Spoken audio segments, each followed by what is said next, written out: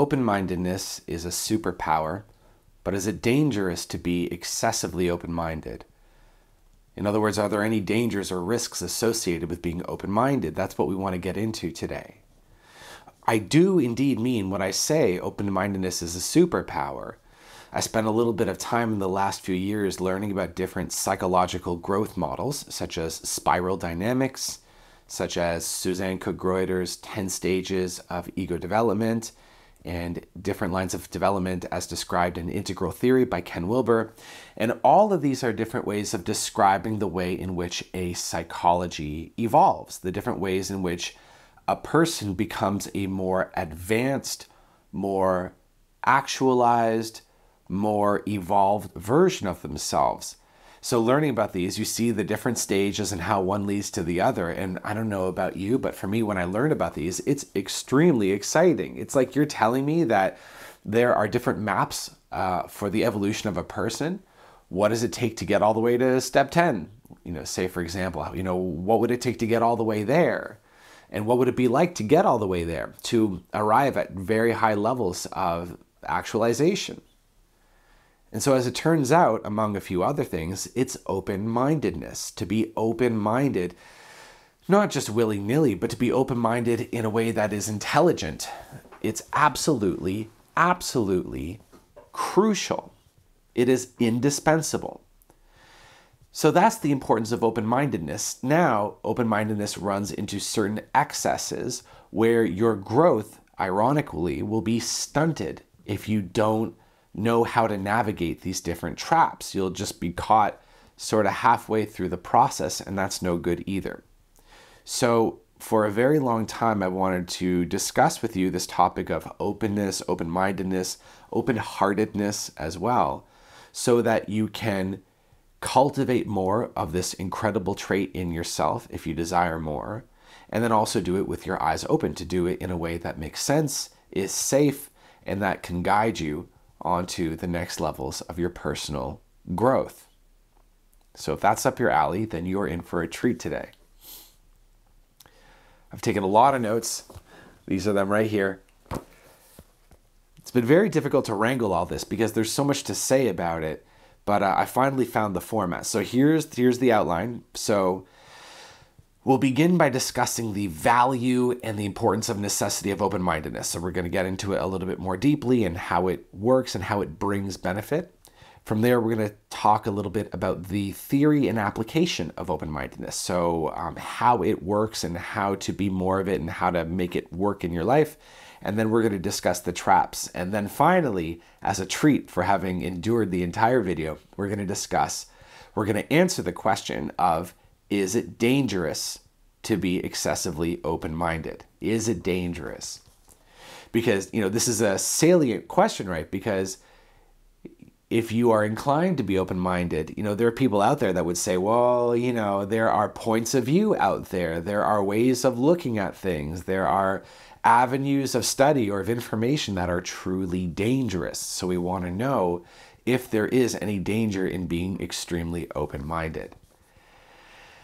And then finally, just a little bit of caveat here is I'm quite sick and I suspect I have COVID. So I'm going to do my best to edit out coughs, but I can't breathe through my nose right now. So there's going to be a lot of mouth breathing. And so I entreat you to please bear with me as we go through this. Thank you kindly. Right. Also, my name is Brent. If this is our first time meeting, I'm a coach, I'm a healer, an intuitive. I work with people to usher them along their journey to self-actualization.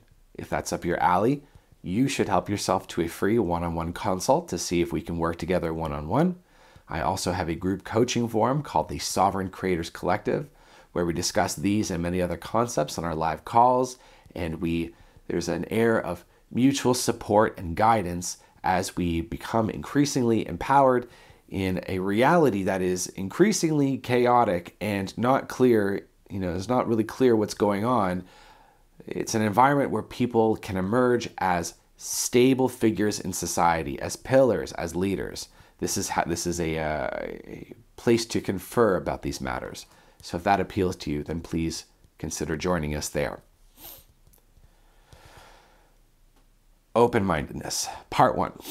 the value, the importance, and the necessity. So I'm starting with this, right, in order to make a bit of a sales pitch about the subject of open-mindedness and about, what we're going to get into the video. Chances are, if you've watched this far, then you're already into it. But it bears mentioning that open-mindedness carries tons and tons of benefits with it. First and foremost is that to be open-minded itself fucking rules. It's cool. It's really cool to be open-minded, because what it means is that you can enter into a different perspective and momentarily become somebody else or something else, or look at this massive oceanscape of reality from a whole new angle. And just let's just put all the benefits aside, of which there are many. Let's just put it all to the side for a minute. It's fascinating. It's really cool. It's one of the great joys of being alive, as far as I'm concerned. I have always come into the world interested in different ways of viewing. And so it's just, it's a real treat. So in addition to that, there is a massive benefit of internal and interpersonal healing. So what I mean by that is that if there is a point of view that we are generally against, afraid of, we section off, and let's just say it's in us. So in other words, there's parts of our psychology that just keep coming up, and we hate it. It's oh, I wish it would go away. I wish I didn't think this way. I wish I didn't feel this way, etc., etc. By having a willingness to validate this other perspective in yourself that you do not approve of, there is an integration that happens and a healing such that the conflict that was once inside of you dissipates and there is a unification. I've spoken about this at length in many other videos, in particular the one about healing, which I will link on the screen. You should see it here. So if you want to learn about that specifically, check out my video on healing. But this is just not our own internal healing. This also relates to interpersonal healing. So conflict within relationships, romantic relationships, familial, co-workers, friendships, so on and so forth. As you've probably observed in your own life, having a willingness to enter into somebody else's perspective and to articulate it accurately enough from their perspective that they, whose perspective you're entering, they agree, yeah, you get it, you get it. Once that happens, and it goes both ways, it's impossible for conflict to survive. And all of our creative resources that had gone to conflict up until that moment now are reallocated to a unity vision where everybody's needs are being observed and tended to. This is an alchemical process referred to as synergy in Stephen Covey's The 7 Habits of Highly Effective People. This is habit number 6. This is a very mysterious but powerful habit and principle where when everybody gets on board and everybody's intention is aligned towards one common thing that is supporting the needs of everybody, then just incredible, unprecedented levels of creativity, creative productivity become possible. Miraculous, absolutely miraculous forms of creativity become possible. So much so that once you witness the miraculous healing interpersonal power of entering into each other's perspectives, once you do that, once you witness it, you have to deal with the tragedy of the fact that nobody else has seen this. And anywhere, for the love of God, anywhere you see conflict, anywhere in the world, between people, between different parties of a nation. Of course, I'm filming this just a few months before the American election, where there's, of course, great divisiveness and polarity. So knowing what you know now, having to witness what's available and what's not being accessed as a result of this ignorance is heartbreaking, and that's something for you to cope with. So that's something we also do in the Sovereign Creators Collective, is we cope with that form of grief and come out the other side of it. So that's another plug for you there. So interpersonal, it's a whole thing. It really is a whole thing. So interpersonal healing and productivity becomes possible. And with it also is love. Love, not as a guilt trip. Love, not as like some sort of sticky, gooey, smarmy kind of hallmarky kind of love, but just love that becomes absolutely impossible to deny. It just comes online once you see the other perspective. Because once you see that other person's perspective, the only thing you're left with is, I would have done the same if I were you. You did what you did because of who you are, because of how you came to be this way. And all judgment disappears, and there's only understanding that's left over. So very powerful love indeed. Open-mindedness also takes you from force into power. So I'm referring here to David Hawkins's Polarity, From Force to Power. His book is called From Power to Force, Power versus Force. And he talks about force being like what we think power is when we try to make something happen, either with muscle or by pushing energy or by trying to get a group of people to do something. And there's, rah, rah, rah, and we're trying to make something happen that's otherwise not naturally happening on its own. That's force. Power is working with the Tao, working with the flow of life, working in a way that's easy, but making all sorts of things happen.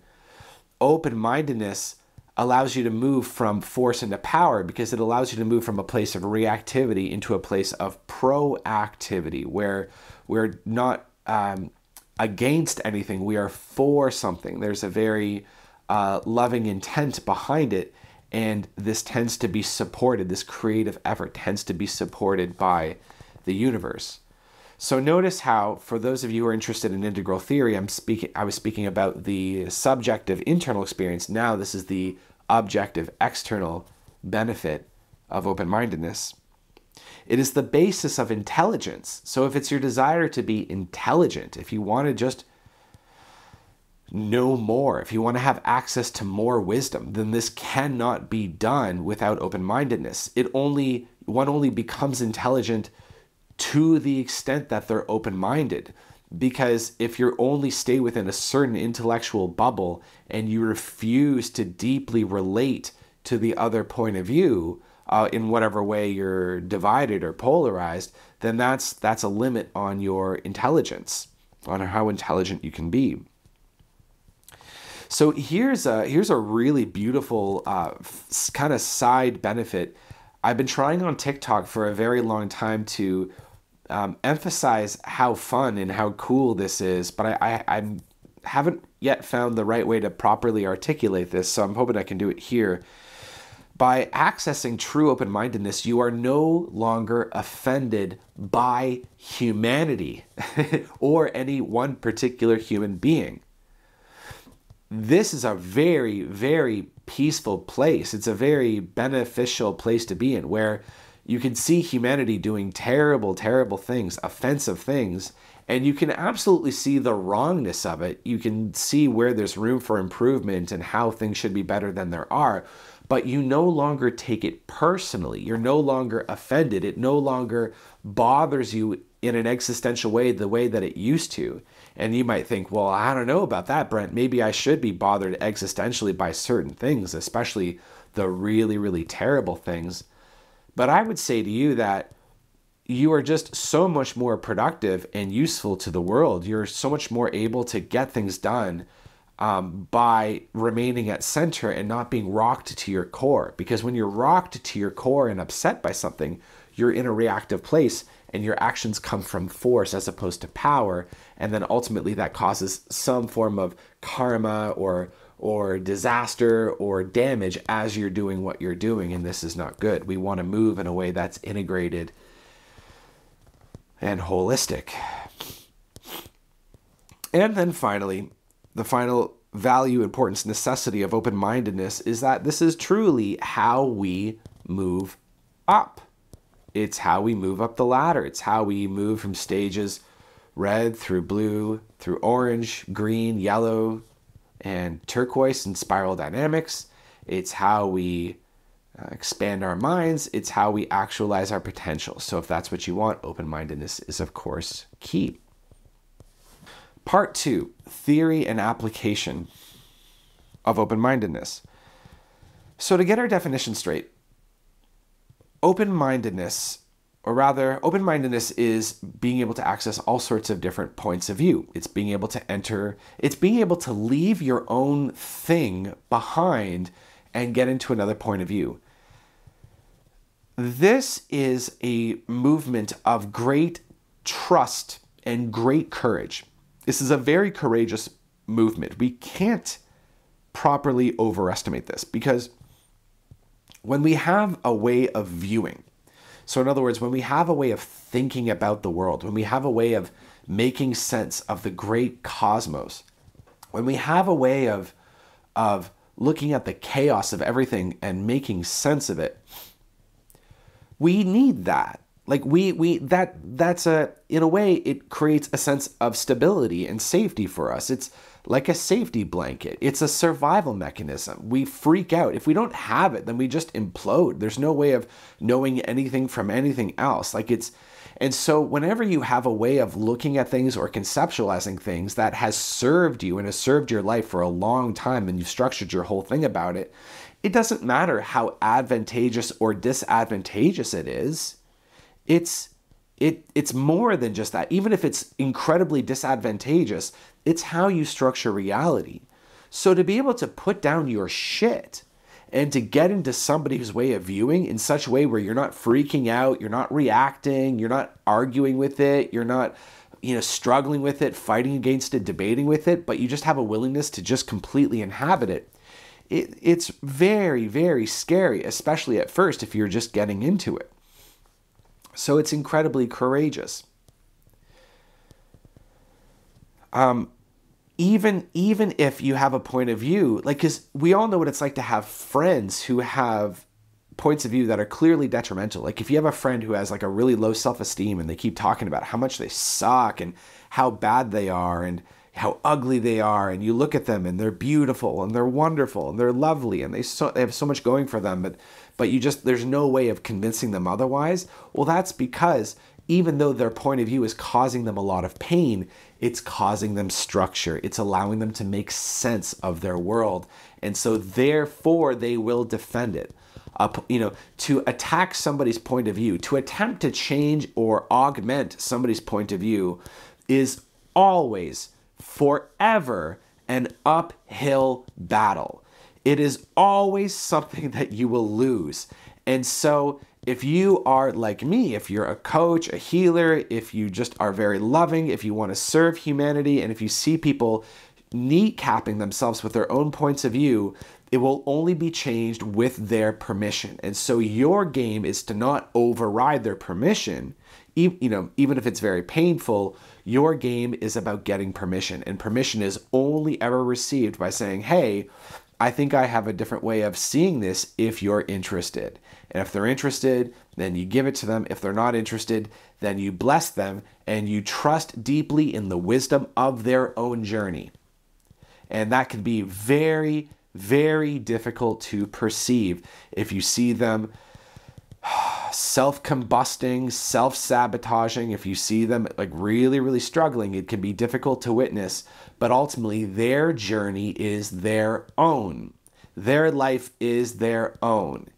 And I guess, it's not to get overly sidetracked, but it's really worth mentioning. You run the risk, if you approach them in their life like sort of a know-it-all, where it's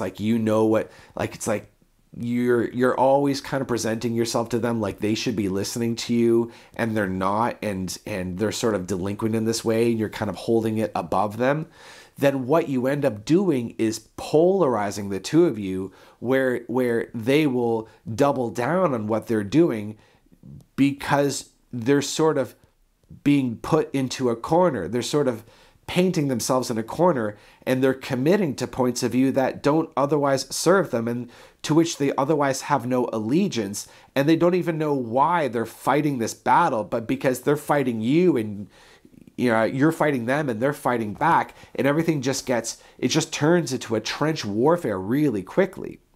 So if you want to see change and healing and growth in somebody that you love, then, and you've been in this trench warfare for a long time, it can be profound. Man, everything could open up, possibly, not for sure, but possibly if you just say, I trust you to live your own life. You know, I was wrong to position myself as the CEO of your life. I was wrong to position myself like I know what you need more than you do. And all I want to do is help you. So I'm going to position myself as a resource for you to draw upon to your heart's content. And every once in a while, maybe I'll take it upon myself to remind you what I feel like I could help you with, but then I'll leave the ball in your court. These reminders will not be more than quarterly, let's say, once every 3 months, and in the meantime, I trust you to live your life and draw upon the resources as you see fit. You'll feel a tension drop, a polarization drop in the relationship. And then now that they're no longer defending this bullshit stance that they've been sort of positioned to fight for some reason, now they are free to experiment with other points of view and to move along their healing journey. So that's a way of releasing stagnation. So that's really cool. So a point of view is just a very, very broad term that we're using for the purposes of our discussion here. A point of view is just like, it's exactly what it sounds like. It's to believe in an idea. It's to have an idea that you think is true. Is to have a perspective that you think is true. To be a Democrat or a Republican. These are two different points of view. To be left or right politically, points of view.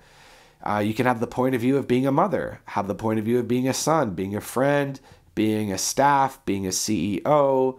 You can have the point of view of being a flat earther, of being a physicist, of being an astrologer, of being a coach, of being a farmer, etc., etc., etc.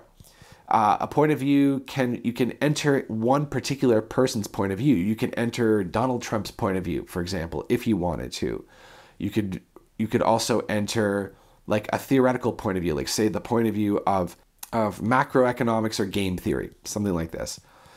So it's really, really, far-reaching. You can be in an argument with somebody about something, about who gets to hold the remote control when you're watching TV, and you could be in your own perspective, and you could also enter into the other person's perspective, and that would also apply here. So we're using a very, very broad idea. It's noteworthy that you can enter completely into somebody's point of view, or almost completely. So I mean this in a sort of a technical way, where what I've noticed as I've been over the last several decades experimenting with entering the most extreme and exotic and wide-ranging of points of view, is that it is possible to enter into a point of view incredibly completely, to the point where you're in it and you believe it and you're operating from it and living your life from it. But no matter what, and this is an important claim for what we're doing here, no matter what, there is always a little string between you and your greatest, most augmented, nonpartisan perspective. The complete aperspectival position where there's no way of viewing anything. There is always a link between you. And what that means is that you can be in a point of view, but there's always an exit door out of it. And the reason why this is essential is because when you take on a perspective, in a sort of a metaphorical way, it is a form of incarnation. It is a way of taking on form. It's like taking on a body. It's not unlike taking on a physical body, inhabiting a physical body, but you are inhabiting a mental space. And then you move through the world from that mental space. And just in the same way as it applies to physical bodies, it applies to mental bodies, where there is a creation and a duration and then ultimately a destruction. Although in this case, the idea and the point of view remains, but you go in and then eventually you come out. When do you come out of a point of view? Well, you come out of a point of view when it no longer serves you, because ultimately, all points of view are useful when you enter them. That's why you enter a point of view in the first place. Like let's just say you find religion, you find God, you go to a church, and you're in a position where you go to a Christian church and you get baptized into it, and you get integrated into the community, and you start learning scriptures and reciting Bible phrases, and so you take on a Christian perspective.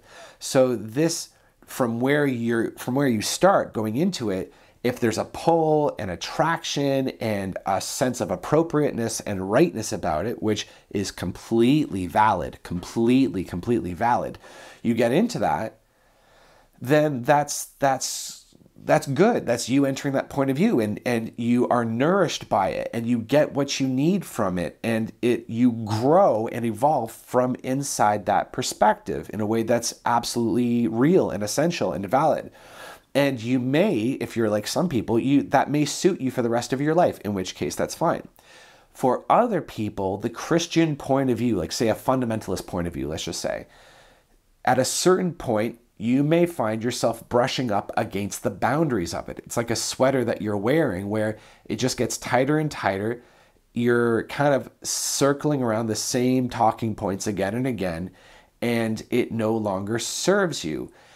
Now, you'll run into trouble if you have made an identity out of it. Because just a little bit before, as I was talking about how you can enter into a perspective and it kind of becomes your body, if you identify with this body, which is to say, I think that I am this, I think that I'm this, now we're in trouble, because the implication on the underside of that statement is, I don't exist without this point of view. In other words, if I were to leave this point of view, it feels on some level like I may die. And to even consider leaving the church or leaving the faith, say, it brings with it a sense of existential terror because you've made your identity out of this thing. And when it comes to religion, often that's what we do. We say, I am this. In different areas of growth and perspective taking, we say, I relate to this, I believe this, I think XYZ is correct. But often when it comes to religion, just as this example, I am Muslim, I am Jewish, I am Christian. And so to take off that label, it feels like it almost feels like the I that's claiming to be Jewish or Christian is going down the drain with the label so that there's nothing left, and that is the threat of death. So that's what happens when we take on perspectives. But it doesn't change the fact that you may still start brushing against the boundaries where now you're in a real pickle because this point of view, the Christian point of view, is starting to become restrictive and tight, and you're getting less and less out of it as you go, but there's fear around leaving it.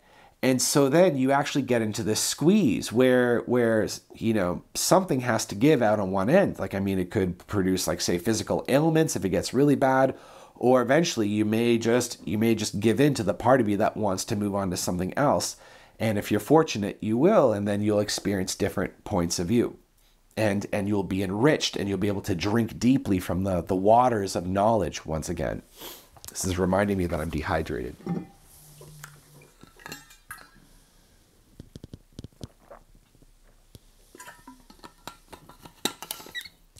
Good. So you can move almost completely into any point of view.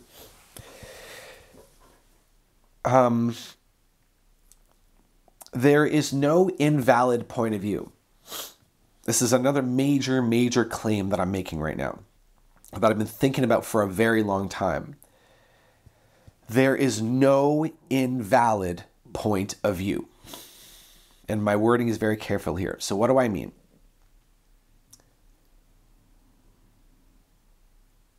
If you are able to view reality from some sort of point of view, then it means that the point of view itself is real in some way. Even if somebody tells you a lie, So if somebody says, hey, just so you know, there's no moon in the sky. What happens when somebody lies, when somebody creates a falsehood or something that cannot and will never be verified in the objective realm? When that happens, a new, unique perspective has been created where there's not one before. And that perspective has some reality because it's been created. It has some sort of life. And it's possible now to get into that perspective and inhabit it and experience life from it.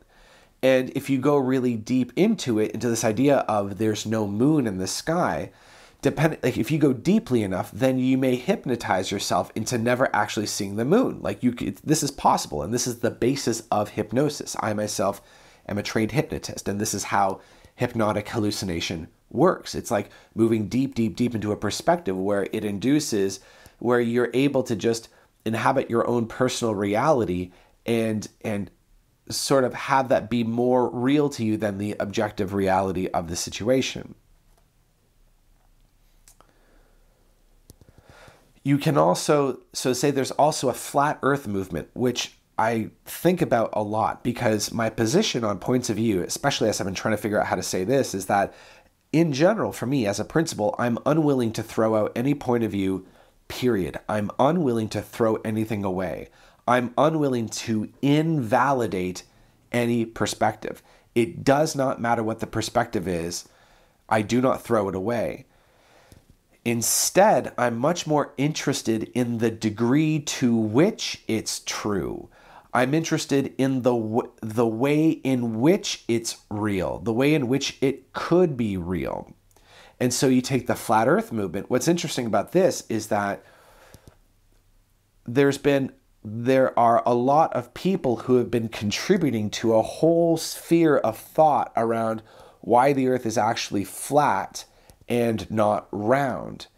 And I myself do not claim that this is the objective reality. The objective reality is that the world is round. It is indeed round, and I'm not making a claim otherwise. But there is a sphere of thought, no pun intended, there's a sphere of thought around the earth being flat that you could enter into if you wanted to, and that might be interesting. A big gift that I've learned from Ken Wilber's integral theory is that one should be very loath to make claims about objective reality. Rather, if you make a claim about objective reality, then you should be able to verify it objectively.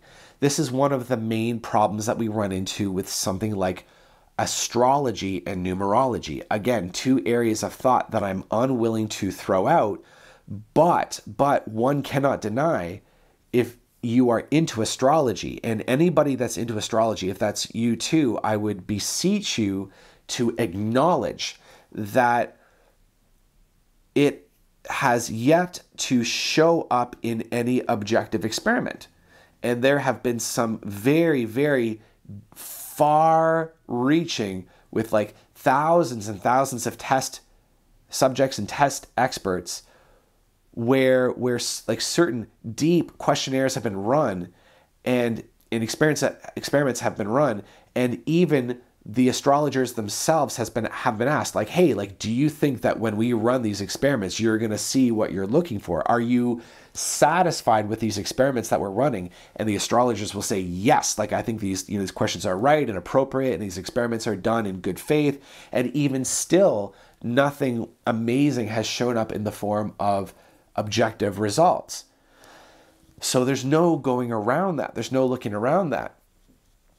And yet, there's also no denying that subjectively and intersubjectively, there is value to be had from astrology. And I don't know exactly how to articulate this yet, but it's probably something a little bit closer to personality typologies and like Myers-Briggs types and so forth. Like for example, like a personal story. I may have mentioned this once elsewhere. In a period of very deep depression, suicidal depression, I was reading a lot about spirituality, and I was reading a lot of esoteric sort of nonfiction type articles and blogs, and I was learning about numerology. And so I plugged in my birth year, so it was 1987, January 21st, and I ran all the numbers and came up with the life path number 11, which is, when you have double digit numbers in numerology, it means you have a master number, which means you are more special than other people. Like, not really, but kind of, right? And so I was like, once I discovered this, I was very pleased to discover how special I am. And so I went on this big deep dive in like what it means to have the life path 11. And there were like references to being a spiritual leader and channeling intuitive insight. And I was like, okay, yeah, that all works for me. Like, that makes sense. Now, if I did the numerology life path thing and I didn't get the number 11, I wouldn't I would just be like, oh, whatever, this is, who cares? Like, I wouldn't have pursued it any further. But it's incredibly, incredibly beneficial that I found the life path number 11 and even took it seriously to the degree that I did, because it provided a very, very important boost for me, and it really gave me a sense of meaning when I really needed it. And so to the extent to which that this is actually true, I don't know. I'm unwilling to throw it away. But for the time being, it cannot be denied how essentially crucial it was for me to run into this type of literature when I did.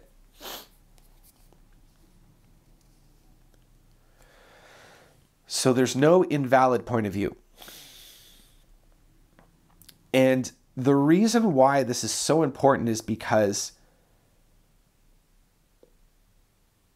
what all of us do, and I confess there's a little bit of like my shadow in this. There's a little bit of like this is a pet peeve of me. This is what irritates me about humanity, is that most of us, what we do is we are looking to validate or invalidate points of view.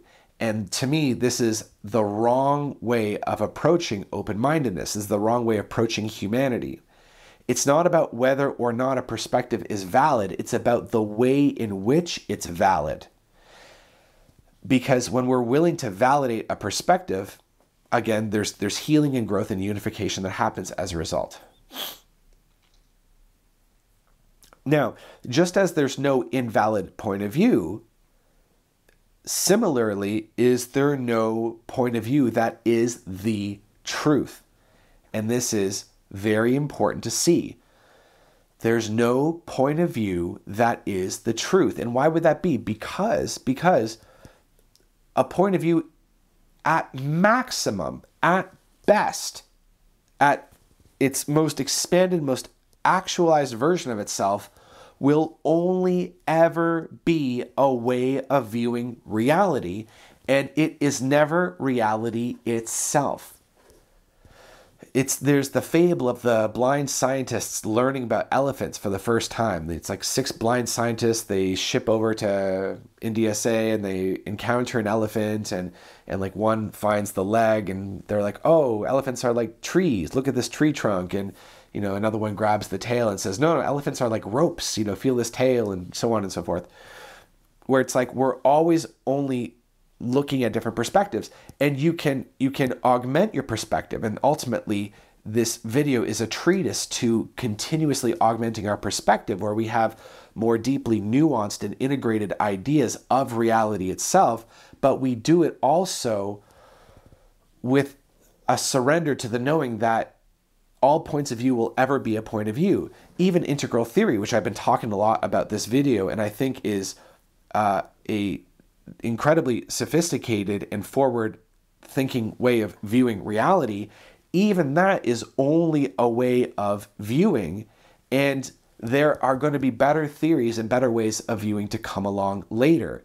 And so there must be always a knowing that whenever we take a point of view, just as there's an entry point, there is also an exit point. So to upgrade what I said earlier, it's not like there's a creation or destruction point. There's an entry and an exit point to all points of view.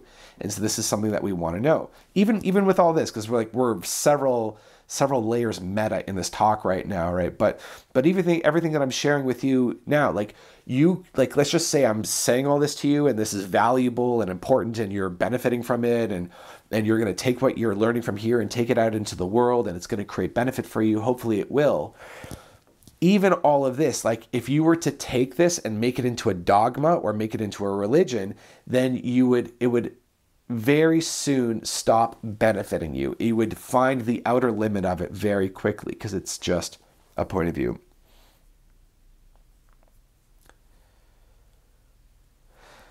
So when you're entering somebody else's point of view, it's worth mentioning that you graduate when the other person whose point of view you've entered says, yes, you get it. So as I was saying a little bit earlier, not before. So if you're arguing with somebody and you're in conflict with somebody and you enter their perspective and you keep trying to articulate things from their perspective, nothing happens, no success has been had until you can do it in such a good faith way that they say, yes, I feel understood.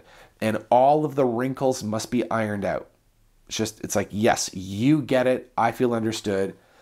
And you'll feel it because there's a shift where once the person was understood, there's almost a sense about them like, that's all I wanted. In so much conflict, we think what we're in conflict about is the thing that we're trying to get from the other person, the thing that we're trying to win, when in reality, so rarely is it really about that. And it was really instead just about wanting to be understood.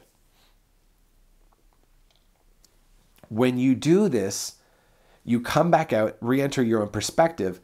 The perspective is integrated. And what I want to mention about this is that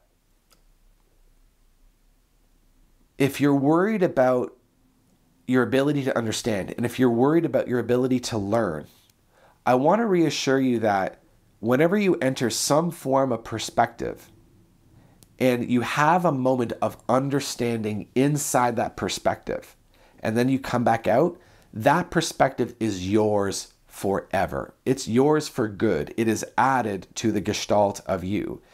And once you do, it will inform in some way forever how you do anything, because you are more now as a result of this. This is how learning works, and this is how integration works of perspectives. If you refuse to validate a point of view, so if there's a single person out there who you refuse to relate to, you just refuse to understand what it's like to be them. You just refuse to acknowledge that their perspective could be valid. It's like, because you just see them, they're so bad. This person is so bad. That thing is so bad. That ideology is so bad. Like I'm unwilling to validate it. That's the equivalent of you saying that person or that way of thinking over there is not a you, it's an it. As soon as I start relating to you as an it, and so I'm not talking to you, I'm talking at it, that thing over there listening to this video right now, then division is born, conflict is born. And what this means is that there's a shadow that's created out of it, where there will be a version of this in yourself, of this point of view, that you are unwilling to acknowledge.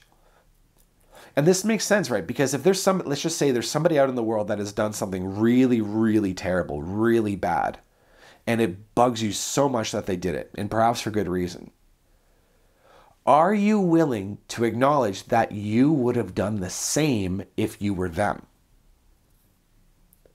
Or do you hold on to this idea that you're different? Like that if you were them, you wouldn't have done this. And in such a way, it makes you better or superior in some important way. This is not the truth, right? Because the fact that that person did what they did, the fact that they were able to do this terrible thing that they did, demonstrates that the circumstances were ripe such that they could do it.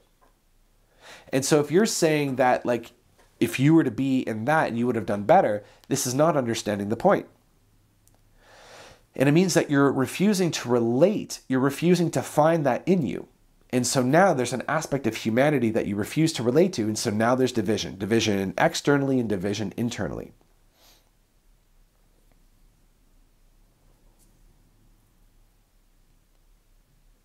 And then finally, as we move into section 3, you want to begin to observe pre-post fallacy. So part of open-mindedness, being really radically open-minded, is to have a beginner's mind about everything. And so I ran an experiment about this for several months, several years ago, where I was like, okay, I'm just going to assume going forward, I'm going to assume that whenever I get into an argument with somebody, or if anybody says anything about anything, I will assume that they already know what I know, and that they're coming from a post, like a post perspective, from already having known what I know, they're coming at me with something new that I do not yet know. And I did this for a long time, and it was beneficial because I could learn many different nuanced angles on certain topics that I thought were already set and done.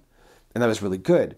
But then I started running into a problem with it as an extreme, where I was just rehashing old shit again and again and again and again and again, and nothing, and even though maybe like a new little flicker, a new grain of sand may be added to the subject matter, it really wasn't worth all the trouble it took to listen to somebody speak on something for, say, 30 or 45 minutes. And so I realized I had to start learning how to filter who I listen to, and I do that by judging for myself whether a person is coming from pre or post. And still to this day, when I talk to somebody about certain things, I tend to give benefit of the doubt, but I'm making more of a point to ask questions, or to just see if I can tell what point of view they're coming, what point they're coming from, whether it's pre or post.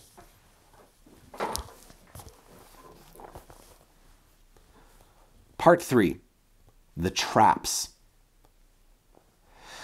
So we're getting into really juicy territory now. I hope you've been enjoying this so far.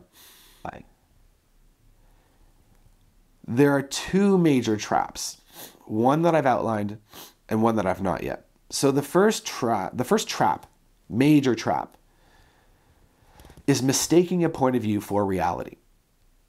And so we've already gone into this, so I'll just say one more time. Be very careful when you claim that a point of view, so again, say a book you read, something that somebody said once, a course that you took in college, anything. Be very careful about claiming that this perspective is truth, or is even the best way of looking at something. Because to claim something is truth runs into the same problem as claiming yourself to be this thing, as saying, I am Christian. And so therefore, if I'm not Christian, I'm no longer myself. If you say this perspective is true, then there's a closing off. there's a closing off of your mind. You become fundamentalist in a sort of way. And you're sort of locked into your own tomb. And so therefore, it's ideal to always have a little back door, a little piece of you that is ready to upgrade to the next point of view on something. Although practically speaking, for the time being, if there's a problem to solve right now and you find the best point of view that you can think of and you're like, okay, we should go with this, absolutely. So practically speaking, find a point of view and stick with it, but stay loose and flexible over time. Another trap that we fall into is assuming, this is the other one, this is the main thing, is assuming that there's no truth at all.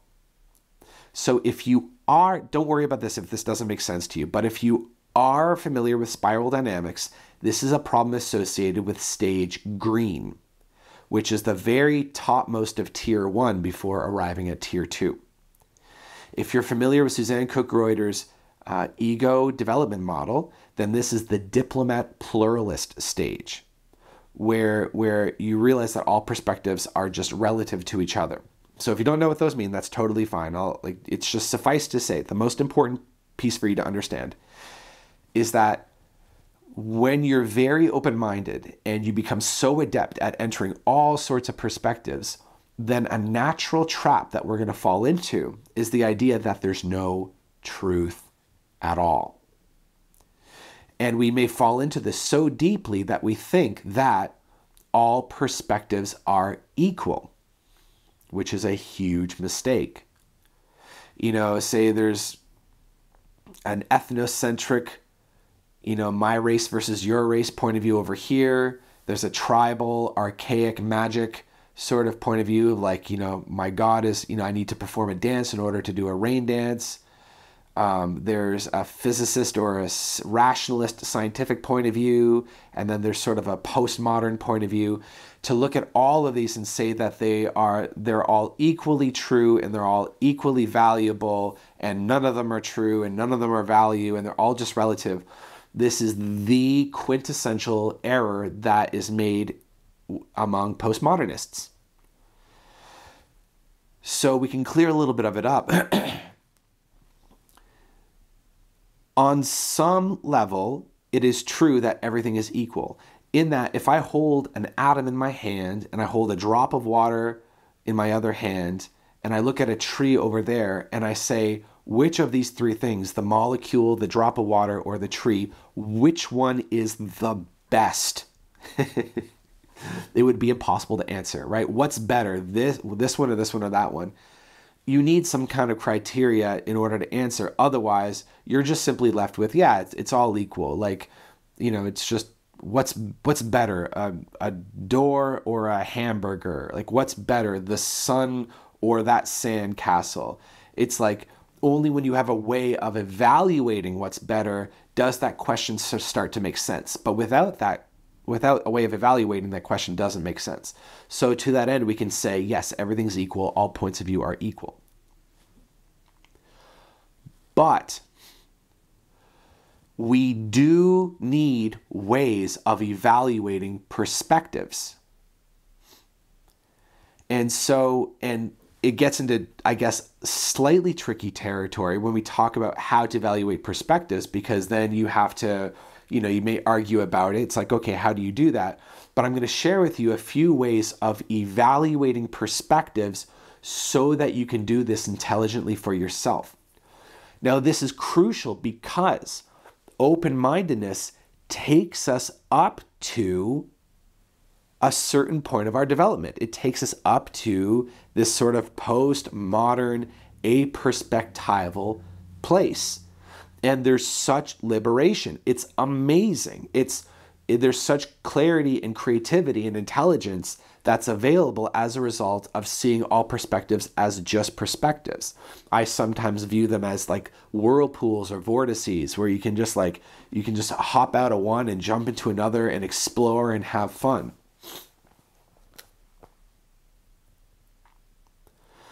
But we also have a job to do. We have things that we want.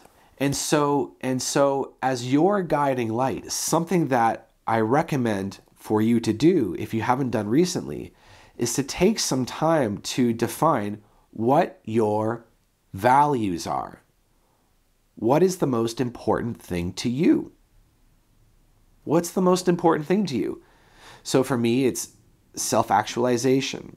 For me, it's consciousness, becoming more consciousness, awakening, being more awake. So success, growth on the level of success so that I can take care of my family, take care of my house, take care of my body. Holistic health, being healthy in a way that's holistic. These are just a handful of my different values. And so I arrange all of the furniture of my life towards my values, just in the same way that, you may arrange your chairs and sofas and futons towards the fireplace, or the TV. I arrange all of my life towards my values. So what is the furniture of your life oriented towards in your life? What is the most important thing for you? This is your North Star. And once you locate this and can bring a regular scrutiny to it over time, then you will find yourself adopting points of view that move toward it. If you don't have values, if you don't have a compass, then you descend into what we can call, what I've heard Leo Gura call, aperspectival madness. I've spent several years paralyzed by aperspectival madness. And it gets a little goofy at a certain point. I listen to somebody talk and they're ranting about something and I'll just go, yeah, I can relate to that. That's the only thing I have to say. I get it. I get it. Yeah, I get it. I get it. I can relate to that. I can understand that. Makes sense. I can see it from that perspective. And it's cool. And then but I realized, okay, in order to actually live, in order to actually make good on the reason why I exist as a person, I need to have a perspective. I need to actually incarnate into a point of view. So there's no getting around it, right? So therefore, we become masters at entering points of view, doing it enough so that you can function. So you have to actually get into it enough to get your work done, but then also at the same time being ready to discard it for better ones. And this is doable. So here are a few different ways to evaluate a point of view as you're considering it. So first of all, how does it feel in the body? This is my favorite one. How does it feel in the body? So if somebody's speaking, how do you feel? Do you feel threatened? Do you feel safe? Do you feel contracted? Do you feel light? Do you feel energized? Sometimes if I open up a new book, maybe from an author that I don't really know so well, and I start listening to them speak or I start reading the book, and there will be this feeling about it like, holy shit, I'm thirsty for it. Like, oh my God, I just want to shove this whole thing in my face. Like, I just feel so glad to have found this perspective on something. So that's really exciting. That's how you know it's good for you. Does it feel obligatory, say? You're listening to somebody speak or you're reading something. Do you feel like you kind of should? You don't want to, but you should, this kind of thing. Another way to evaluate a point of view is to ask yourself, what is its survival strategy? Because points of view, especially well-established ones, they at a certain point take on a life force of their own and they seek to survive. So how do they survive? One way of surviving is to threaten you if you were to withdraw from the perspective. So like, to return to the Christian example, it's like, hellfire. Like that's the big threat around Christianity. Like, it makes me wonder, like, imagine Christianity, everything is exactly the same, but you remove the threat of hellfire. What would happen? There would be a certain section of people that would finally leave Christianity. But then as points of view get more and more sophisticated, and I will claim also that Christianity has the potential to be more sophisticated than it currently is. So this is not to shit on Christianity. There's a lot of potential in Christianity to become greater, to be a much greater version of what it is than it is now. But for the time being, more sophisticated points of view say, if you believe in me, then you'll create better results. If you believe in me, you'll achieve your dreams. You'll get what you're looking for, this kind of thing. So what is its survival strategy? What is the scope of its care?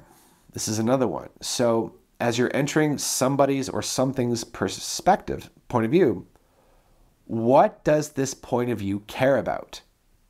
What is its concern? Is it concerned only about itself? Is it concerned only about its family? Is it concerned only about its race, gender, culture, sex, creed, race? Did I say that one? Is it concerned about its country only? Is it concerned about humanity? Is it concerned about all of planet life? So generally speaking, the greater and more integrated its scope of care is, the better this point of view will be for you. This is a pretty reliable way of evaluating.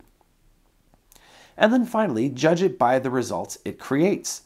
So by all means, get into a point of view. If it's exciting for you, then get into it.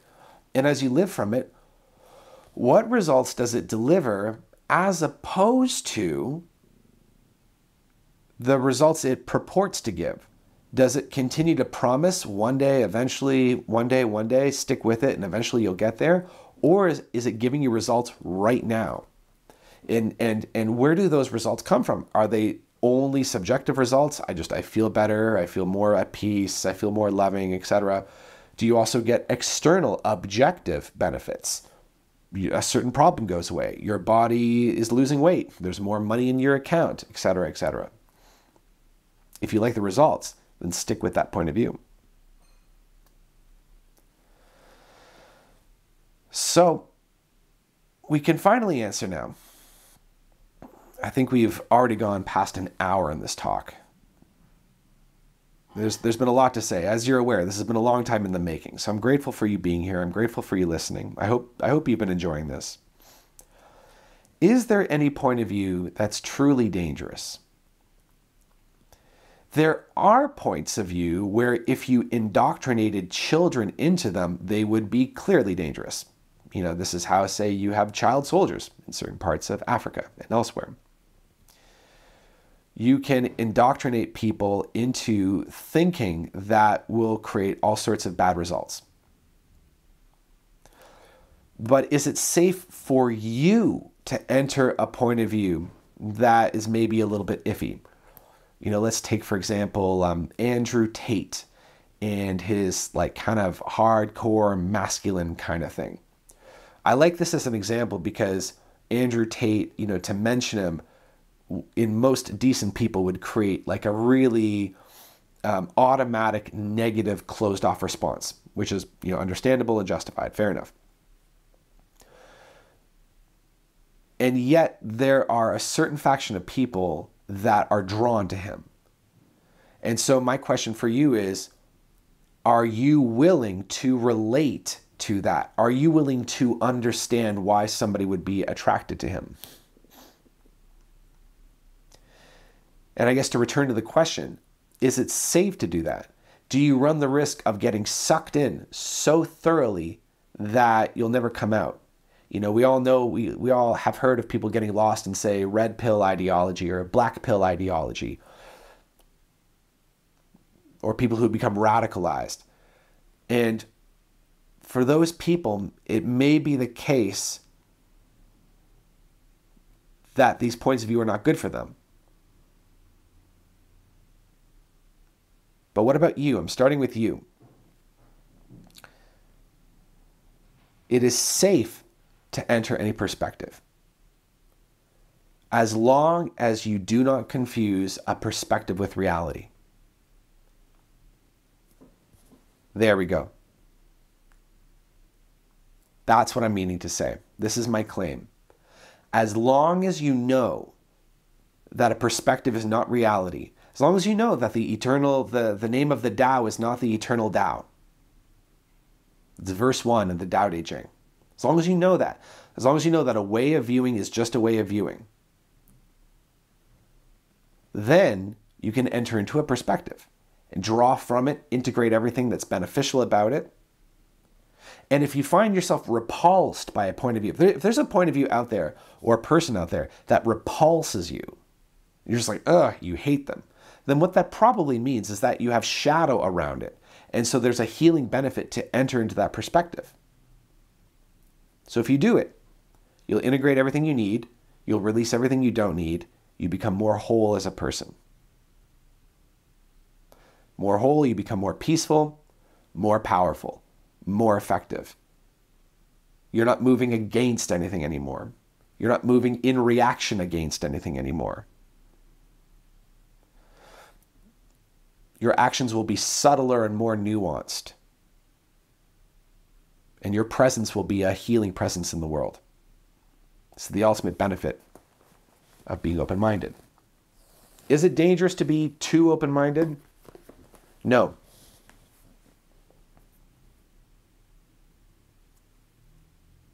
As long as you know that a point of view is not reality.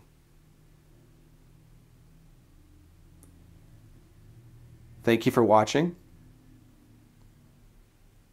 It's kind of a relief to finally have shared all this with you. This has been a long time in the making. Hit like on the video if you enjoyed. Subscribe if you haven't already. check out the Sovereign Creators Collective. Check out the one-on-one work that I offer. Help yourself to the free consultation. I'd love to meet you. Catch you on the next one.